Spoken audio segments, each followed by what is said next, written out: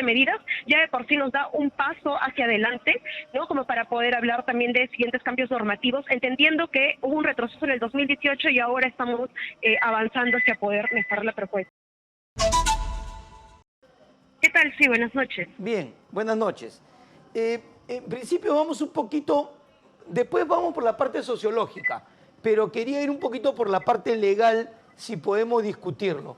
¿Qué te parece a ti este cambio en la normativa?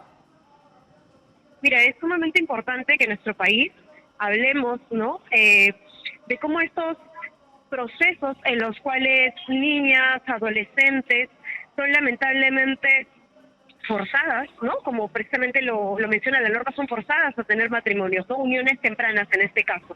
Entonces, definitivamente la propuesta que ha sido llevada, ¿no? Por la congresista Flor Pablo y también que ha sido respaldada por distintas instituciones de cooperación internacional, ¿no? Hablamos de UNICEF, entre otros, también de organizaciones de mujeres a nivel nacional, quienes han venido levantando propuestas, ¿no? Y creo que también hay que hablar de un enfoque muy fuerte, y es decir, de organizaciones de mujeres indígenas, ¿no? De organizaciones de mujeres que viven en zonas rurales, porque hay que recordar también que si bien es una problemática muy fuerte dentro de espacios urbanos, en espacios rurales también se ha normalizado esta serie de tipo de acciones, ¿no? Y más cuando ya desde el marco legal hablábamos, ¿no? De ese tipo de hechos, no se podía denunciar contra, ¿no? Por delitos, por ejemplo, contra la libertad sexual o contra la indemnidad sexual cuando se hablaba de menores de 14 años. Entonces, definitivamente cuando hablamos de ese tipo de propuestas, estamos hablando de una sociedad que empieza a desnaturalizar este tipo de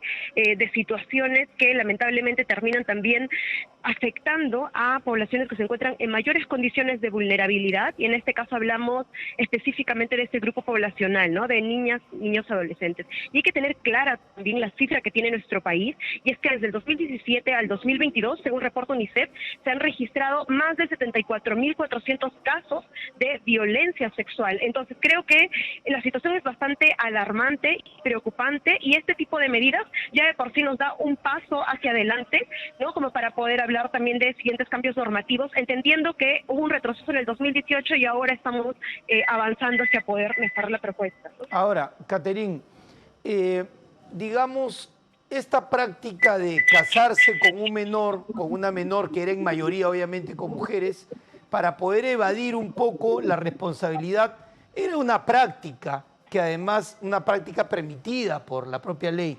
¿No llega esta ley un poco tarde? ¿No debimos cambiar esto hace mucho tiempo ya?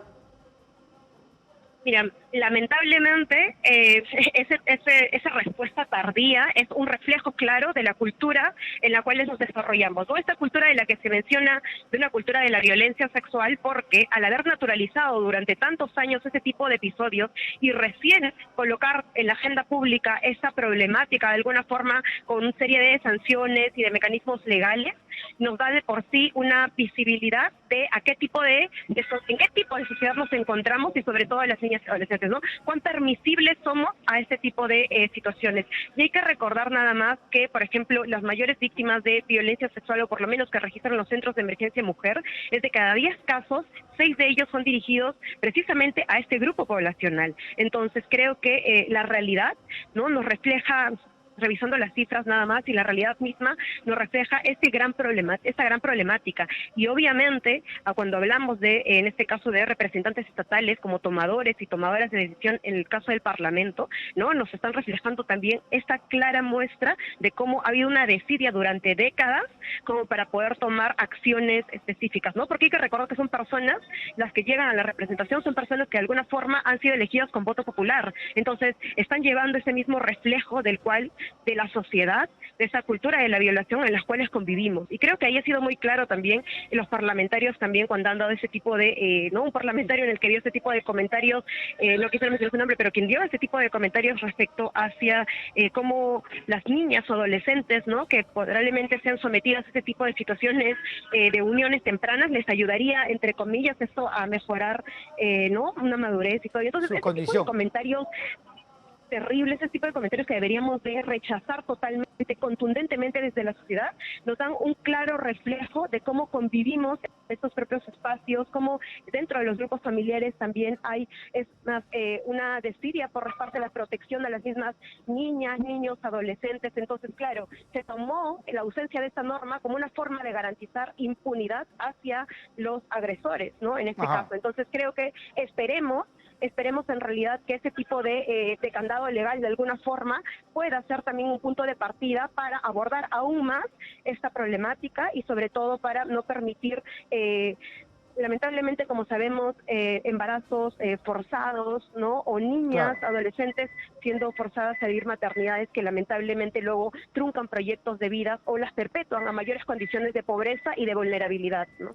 Ahora, ya yendo un poco más al punto de vista sociológico, ¿cuáles son los lugares, obviamente de repente tú manejas una mejor estadística, cuáles son los lugares, cuáles son las zonas, cuáles son los estratos a los cuales deberíamos hacerles conocer esta norma, esta nueva ley, para que no solamente la comprendan, sino para que una mujer, sobre todo, porque son normalmente mujeres las vulneradas en este sentido, entienda de que esta ley le da una protección, y no solamente le da una protección, sino también le da un principio de libertad de decidir con quién quiere iniciar una relación o no, o con quién debería casarse o no en el futuro. Sí, mira, quizás habría que tomar un poco con pinzas el no estigmatizar a ciertas poblaciones, pero sí es necesario tomar parte de la realidad nacional, ¿no? Que es a lo que nos enfrentamos.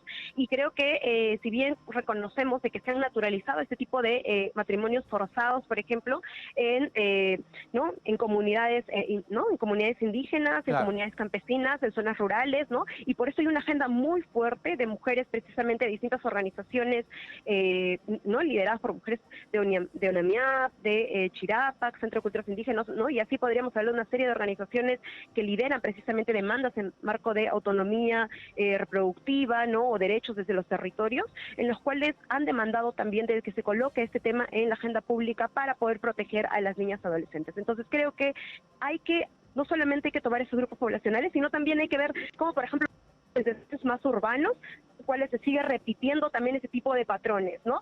Y quizás ahí podríamos también colocarlo, ¿no? El marco de la última encuesta que ha tomado el IEP, ¿no? En este caso, el IEP señala también ciertos estratos socioeconómicos donde hay una lamentable respuesta, por ejemplo, por parte de sectores C y D, donde precisamente cuando se les pregunta, ¿no? ¿Qué es lo que, si es que, por ejemplo, darían permiso, ¿no? O si es que una mujer tendría que solicitar algún tipo de permiso para poder salir, por ejemplo, a visitar a sus amigas o familiares, y en este tipo de sectores precisamente se ha respondido de que sí tienen que solicitar un permiso. Entonces yo colocaba el ejemplo nada más como para poner un poco el foco a la problemática de cómo hay ciertos sectores que aún siguen creyendo, ¿no? O se sigue permeando dentro de esos espacios que hay mujeres que tienen que solicitar algún tipo de pedido o que están bajo algún tipo de mandato masculino, en este caso, o de parejas y de hombres, ¿no? Entonces, esto se replica también definitivamente si luego revisamos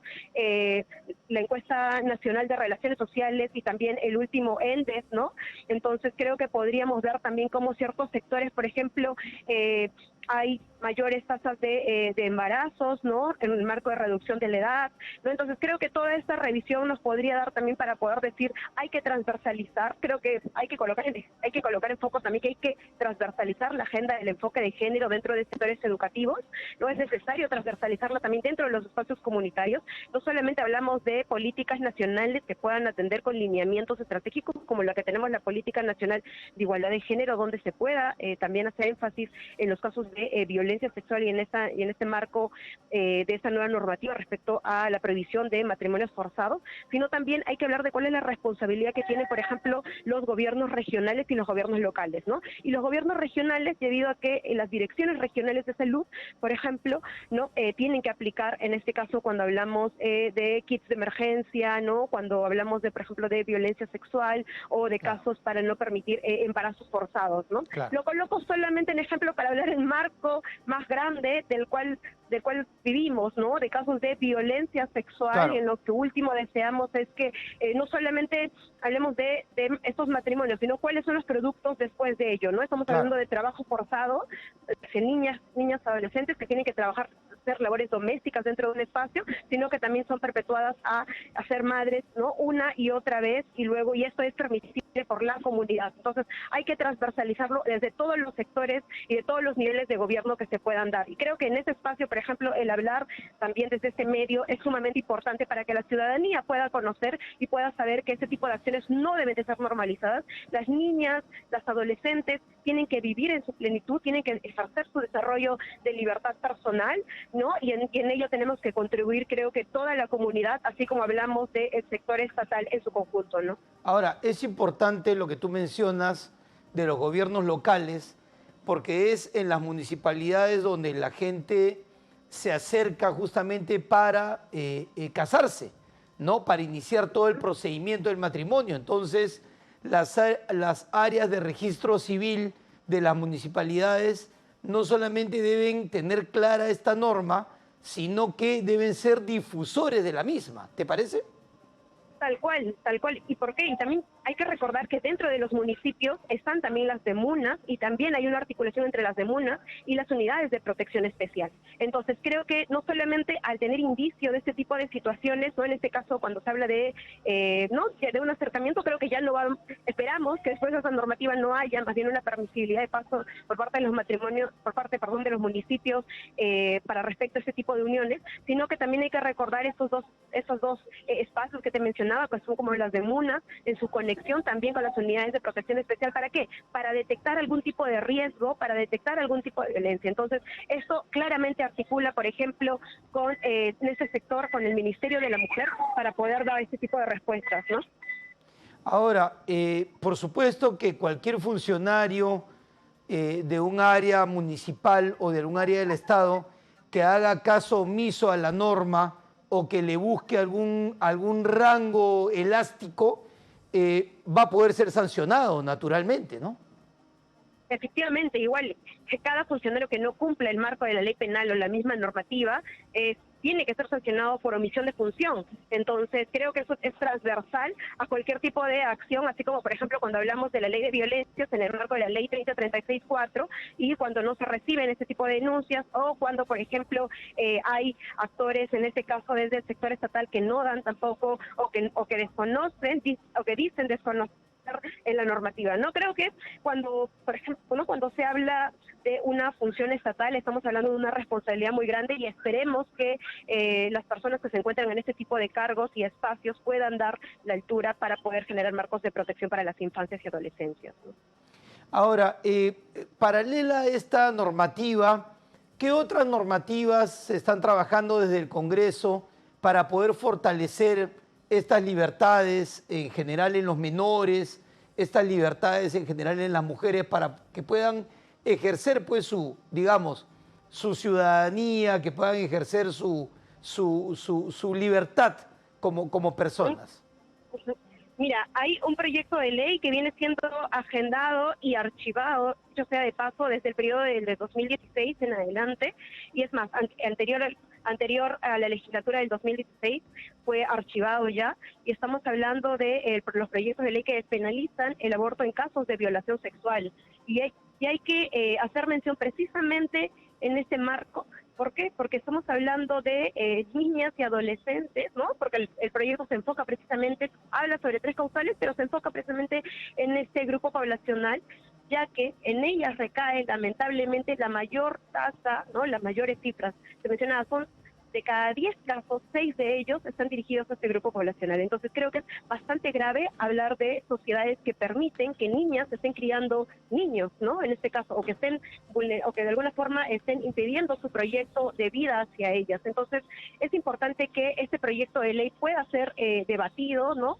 Si bien está en la Comisión de Derechos Humanos y también en la Comisión de Constitución, es importante que hablemos de próximamente su debate en estas comisiones y también de su fase al pleno, ¿no? Esperamos de que puedan haber respuestas, porque no solamente basta con poner este tipo de candados legales, sino de garantizarles en realidad la autonomía reproductiva, una autonomía sexual y sobre todo protección, ¿no? No solamente estamos hablando de que se pueda cumplir, por ejemplo, las políticas, ¿no?, y las normativas que están en el marco del aborto terapéutico, que está aprobado en nuestro país de 1921 y que el protocolo fue dado desde el 2014 en adelante, sino que estamos hablando que se cumplan en realidad para otra serie de situaciones donde también hay niñas y adolescentes que se encuentran en riesgo, ¿no? Y creo que en este caso el aborto por violencia sexual debería de ser despenalizado, sobre todo, como te mencionaba, por este grupo que debemos de proteger y garantizar seguridad, ¿no?